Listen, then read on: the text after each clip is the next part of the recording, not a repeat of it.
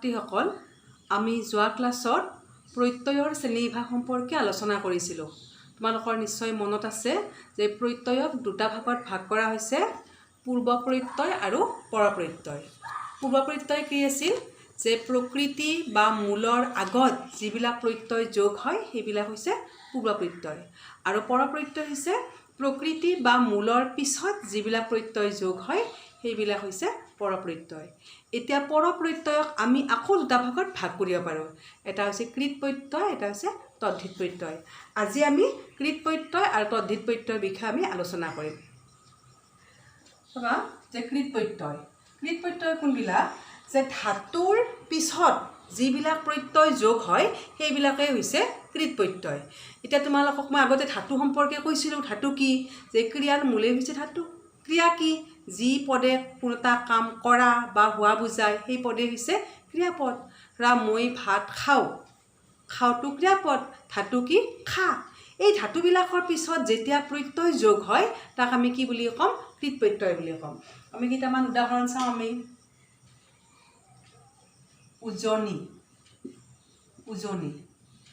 তোমালোকৰ পৰীক্ষাত পায়ে এই প্ৰত্যয়বিলাক ভাঙিব দিয়ে, প্ৰায় নহয় প্ৰতি বছৰ থাকেই, এইটো ধৰা বন্ধা। এইটো প্ৰত্যয় ভাঙিব দিয়ে, তোমালোকে শব্দ এটা দিব, ভাঙি দিব লাগিব আৰু কি প্ৰত্যয় যোগ হৈছে সেইটো উল্লেখ কৰিব লাগিব।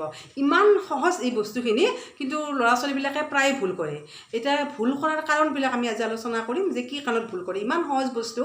এতিয়া উজনিটো বহুতে তোমালোকে কি বুলি কেনেকৈ ভাঙা? এনেকৈ ভাঙা, উজ যোগ অনি। উজনি কি প্ৰত্যয় তাকো কৰিব নোৱাৰে, ভুল হয় উজনি। এতিয়া চাবা উজ, আমি এইটো চাব লাগিব যে যিটো মূল, ক্ৰিয়াৰ যিটো মূল, সেই মূলটোৰ এটা অৰ্থ থাকিব লাগিব। ক্ৰিয়াৰ মূলৰ এটা অৰ্থ ৰাখিব লাগিব। যে অৰ্থ নোহোৱাকৈ এনে উজ বুলি ক'লে নহ'ব। গতিকে উজ বুলি ক'লে আমাৰ ভুল হ'ব। আমি কি বুলি ক'ম? এইটো উজা।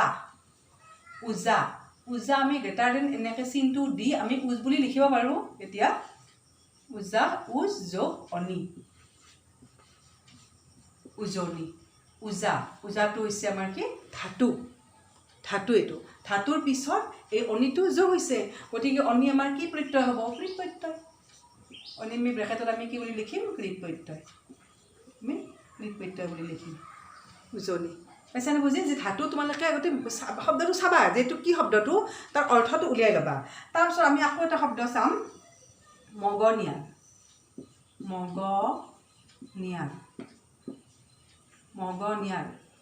বহুতে এনেকৈ লেখে মগ যোগ অনিয়াৰ।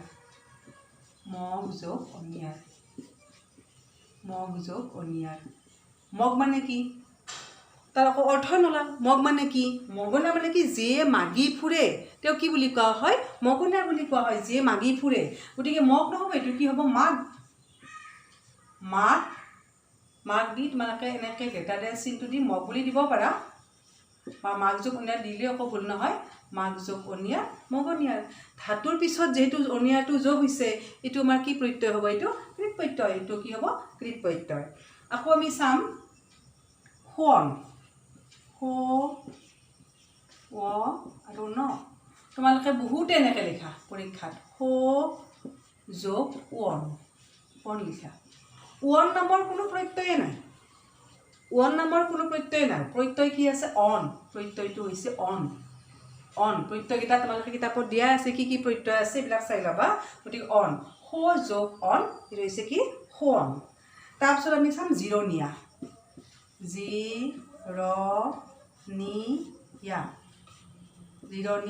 কি লিখিব বহুতে?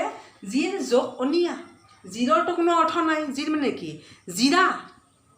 ধাতুটো হৈছে কি? জিৰা। আমি কি লিখিব লাগিব? জিৰা। তাৰপিছত গ্ৰেটাৰ দেন চিনটো তোমালোকে দি জিৰ বুলি লিখা। জিৰ যোগ অনিয়া, জিৰণীয়া। পাইছেনে কথাখিনি বুজি? যে আমি ধাতুৰ পিছত যিবিলাক প্ৰত্যয় যোগ হয় সেইবিলাক হৈছে কৃত প্ৰত্যয়। আৰু প্ৰত্যয়টো যেতিয়া তোমালোকক ভাঙিব দিব, তোমালোকে তাৰ মূলটো কি এইটো তোমালোকে চাবা। তেনেকৈ দিলোঁ হহা। যোগ আটো কেতিয়াও হহা হ'ব নোৱাৰে। কি হ'ব লাগিব? ধাতুটো কি? যোগ হহা। তাৰপিছত খোৱা যদি দিওঁ, খোৱা কি হ'ব? যোগ খোৱাটো খোৱাটো খো যোগ আ নহয় খো কিব খা ধাতুটো হৈছে খা ধাতুটোৰ খো নহয় ধাতুটো হৈছে খা খা যোগ আ খোৱা তাৰপিছত তিয়নি তিয়নি বুলি যদি দিওঁ আমি কি লিখিব লাগিব আমি তিয় যোগ অনি নহ'ব তিয় মানে তিয়াইছে তিয়নি মানে কি যিটো আমি যি কাপোৰ আমি তিয়াও তাৰমানে সেই তিয়া কাপোৰখন কি বুলি কোৱা হয় তিয়নি বুলি কোৱা হয় তিয়া যোগ অনি তিয়নি গতিকে তিয় লিখিলে ভুল হ'ব গতিকে এইখিনি হৈছে আমাৰ কি কৃত প্ৰত্যয় এতিয়া আমি আলোচনা কৰিম তদ্ধিত প্ৰত্যয় আমি আলোচনা কৰিম তদ্ধিত প্ৰত্যয় তোমালোকে চোৱা এতিয়া আমি আলোচনা কৰিম তদ্ধিত প্ৰত্যয়ৰ বিষয়ে তদ্ধিত প্ৰত্যয় কোনবিলাক যে আগতে পাইছিলোঁ ধাতুৰ পিছত যিবিলাক প্ৰত্যয় যোগ হয় সেইবিলাক কৃত প্ৰত্যয় আৰু তদ্ধিত প্ৰত্যয় হৈছে প্ৰাতিপদিকৰ পিছত যিবিলাক প্ৰত্যয় যোগ হয় সেইবিলাককে কোৱা হয় তদ্ধিত প্ৰত্যয় বুলি এতিয়া প্ৰাতিপদিক কি প্ৰাতিপদিক নাম শব্দবিলাক তোমালোকক মই আগতে কৈছিলোঁ নাম শব্দ কি বিশেষ্য শব্দ বিশেষণ শব্দ এইবিলাক কি শব্দ আমাৰ নাম শব্দৰ পিছত যিবিলাক প্ৰত্যয় যোগ হয় বা প্ৰাতিপদিকৰ পিছত যিবিলাক প্ৰত্যয় যোগ হয় সেইবিলাককে কোৱা হয় তদ্ধিত প্ৰত্যয় বুলি আমি এটা উদাহৰণ চাওঁ নাওৰিয়া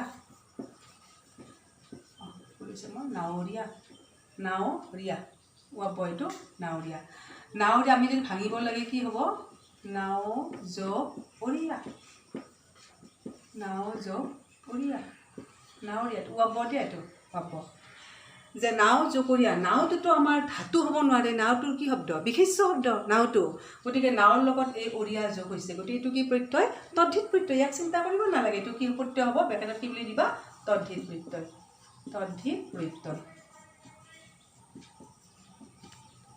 পিতলুৱা পিতলুৱা শব্দটোৰ অৰ্থ বুজি ল'বা পিতল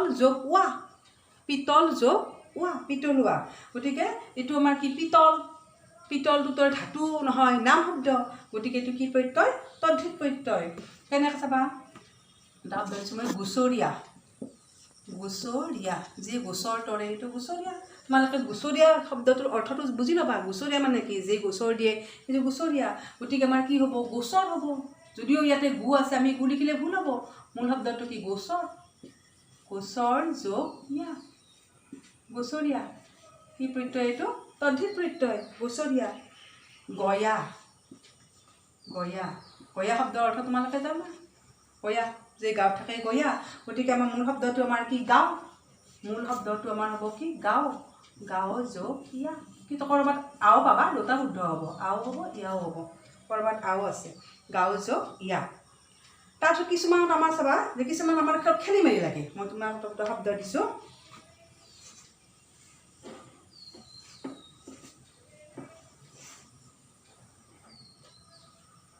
ভোজনীয়া মই এটা শব্দ লৈছোঁ ভোজনীয়া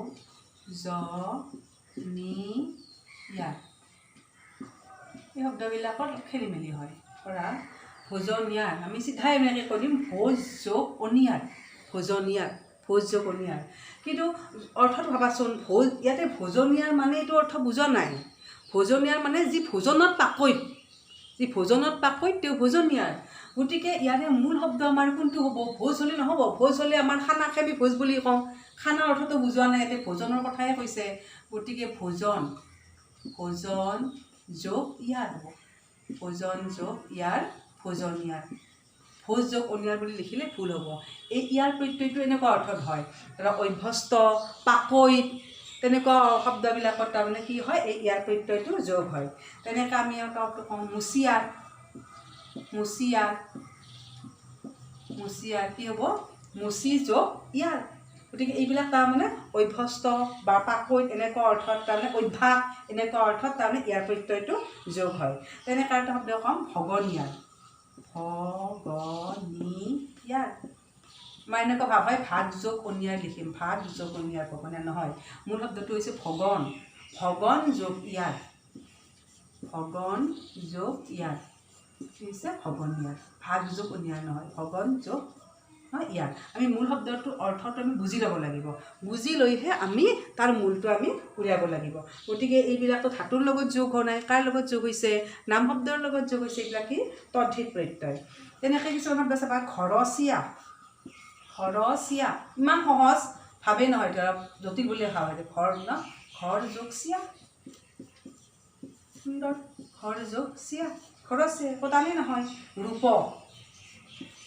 শব্দটোৰ লগত লগে লাগি থাকে প্ৰত্যয়টো ৰূপ ৰূপ যোগ হ ৰূপ যোগ হয় ইমান সহজ সহজ বস্তু অথচ পৰীক্ষাৰ এইবিলাক বস্তু কি হয় ভুল হয় এইবিলাক হৈছে আমাৰ কি তদ্ধিত প্ৰত্যয় গতিকে ধাতুৰ লগত যিবিলাক প্ৰত্যয় যোগ হয় সেইবিলাক কৃত প্ৰত্যয় আৰু প্ৰতিপদিকৰ পিছত যিবিলাক প্ৰত্যয় যোগ হয় সেইবিলাক হৈছে তদ্ধিত প্ৰত্যয় প্ৰত্যয় ব্ৰেকেটত দি দিবা তদ্ধিত প্ৰত্যয় বুলি এনেকৈ ব্ৰেকেটটো লিখি দিব লাগিব তদ্ধিত প্ৰত্যয় এইখিনি হ'ল তাৰপিছত আমাৰ চিলেবাছ মতে আমাৰ প্ৰত্যয় শেষ আৰু আমাৰ এটা প্ৰত্যয় কিতাপত নাই কিন্তু পৰীক্ষাত আহি থাকে নিৰ্দিষ্টতাবাচক প্ৰত্যয় তোমালোকৰ যিখিনি পাঠ আছে তোমালোকৰ সাহিত্য সৌৰভৰ পাছফালে যিখিনি গ্ৰামাৰৰ যিখিনি পাঠ আছে তাতে কিন্তু নাই নিৰ্দিষ্টতাবাচক প্ৰত্যয় কিন্তু পৰীক্ষাত আহি থাকে গতিকে এইটো আমি জানিব লাগিব নিৰ্দিষ্টতাবাচক প্ৰত্যয় এইটো এটা এক প্ৰকাৰ এটা কি পৰপ্ৰত্যয় এইটো পিছত যোগ হয় আগত যোগ নহয় পিছত যোগ হয় আমি এতিয়া আলোচনা কৰিম নিৰ্দিষ্টতাবাচক প্ৰত্যয়ৰ বিষয়ে আলোচনা কৰিম নিৰ্দিষ্টতাবাচক প্ৰত্যয় এইটো অসমীয়া ভাষাৰ এটা সুকীয়া বিশেষত্ব যে অসমীয়া ভাষাত 2.5 কোটিৰো অধিক আমাৰ কি আছে নিৰ্দিষ্টতাবাচক প্ৰত্যয় আছে ইমান বিপুল সংখ্যক নিৰ্দিষ্টতাবাচক প্ৰত্যয় ভাৰতৰ অইন কোনো নব্য ভাৰতীয় ৰাজ্য ভাষাতে পোৱা নাযায় এইটো আমাৰ থলুৱা বা জনজাতীয় ভাষাৰ প্ৰভাৱ নিৰ্দিষ্টতাবাচক প্ৰত্যয়ৰ প্ৰয়োগ এইটো থলুৱা বা জনজাতীয় ভাষাৰ পৰা অসম ভাষালৈ আহিছে আমাৰ তাৰমানে ব্যাপক পৰিমাণে আমাৰ অসম ভাষাত কি আছে নিৰ্দিষ্টতাবাচক প্ৰত্যয় আছে যে অসমীয়া ভাষাত আমাৰ কি হয় যে কোনো এটা বস্তুক নিৰ্দিষ্টকৈ দেখুৱাই দিবৰ কাৰণে বা তাৰ আকৃতি প্ৰকৃতি পৰিমাণ আদি নিৰ্দিষ্ট কৰি দেখুৱাই দিবৰ কাৰণে আমাৰ কি হয় যে বিশেষ্য শব্দৰ পিছত বা বিশেষণ শব্দৰ পিছত বিশেষণ সংখ্যাবাচক শব্দৰ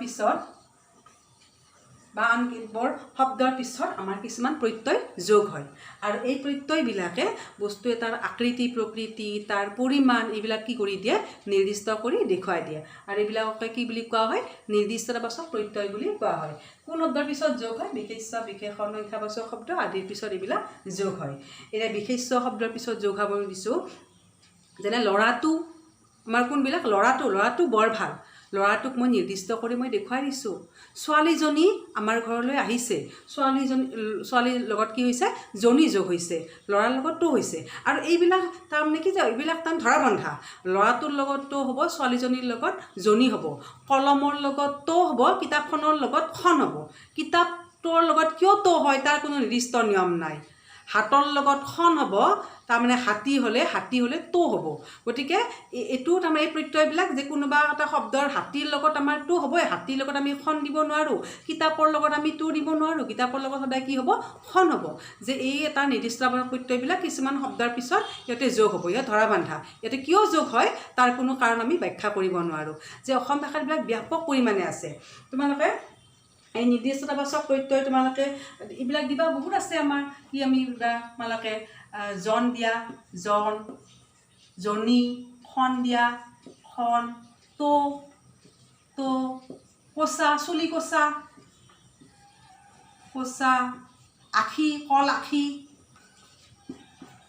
আখি কণ ল'ৰা কণ ছোৱালী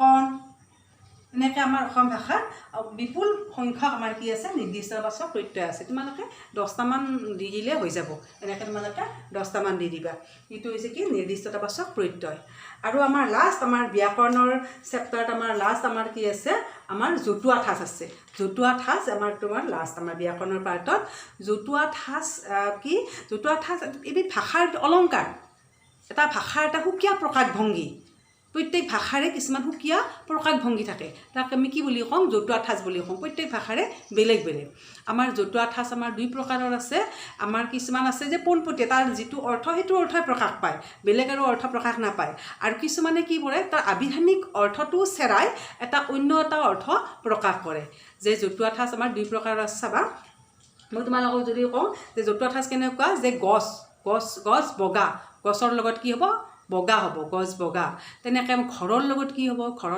ঘৰ সাজে ঘৰ আমি ভুলতে কি বুলি কওঁ ঘৰ বান্ধা বুলি কওঁ বা ঘৰটো বনাইছোঁ বুলি কওঁ ঘৰ তাৰ লগত কি হ'ব সাজিছোঁ হ'ব পিঠাৰ লগত কি পিঠা ভজা হ'ব পিঠা বনোৱা নহয় পিঠা ভজা তেনেকৈ দুৱাৰখন আমি দুৱাৰৰ লগত আমি কি কৰোঁ দুৱাৰখন মাৰাচোন দুৱাৰখন মাৰা বুলি কওঁ আঁঠুৱা কি বুলি কওঁ আঁঠুৱাখন তৰাচোন আঁঠুৱাখন টানি দিয়া নহয়, আঁঠুৱা তৰা।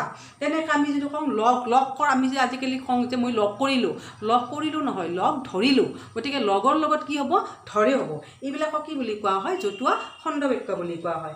আৰু এক প্ৰকাৰৰ আছে, তাৰমানে জতুৱা ঠাঁচ এক প্ৰকাৰৰ আছে যিবিলাকৰ আমাৰ আবিধানিক অৰ্থটো বেলেগ আৰু তাৰ বাকী এটা অন্য এটা অৰ্থই কি কৰে, বেলেগ এটা অৰ্থই কি কৰে, নিৰ্দেশ কৰে, তাৰ এটা বেলেগ এটা ব্যঞ্জন আহি বহন কৰে।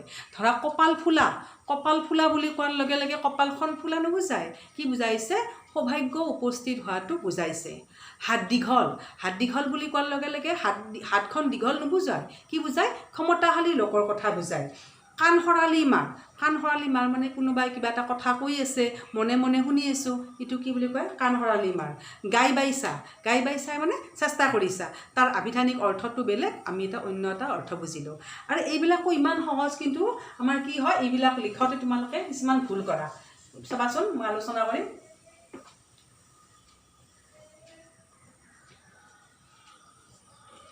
কপাল ফুল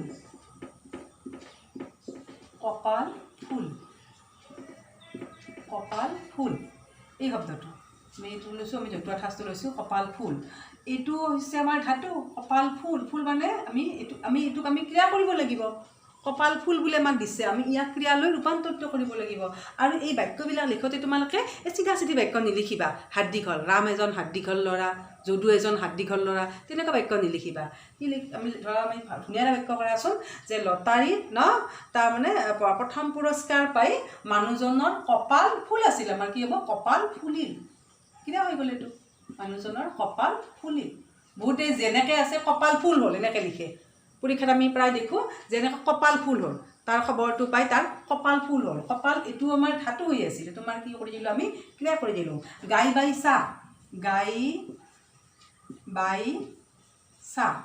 বাইছা বুলি আছে, ধাতু আছে, তুমি তাক ক্ৰিয়াৰ ওপৰলৈ ৰূপান্তৰিত কৰিব লাগিব। যে কামটো কৰিবলৈ মই গাই বাই চালোঁ, কিন্তু সফল হ'ব নোৱাৰিলোঁ। আমি কি কৰিলোঁ, তাক আমি ক্ৰিয়ালৈ ৰূপান্তৰিত কৰিছোঁ। কাণ সৰালি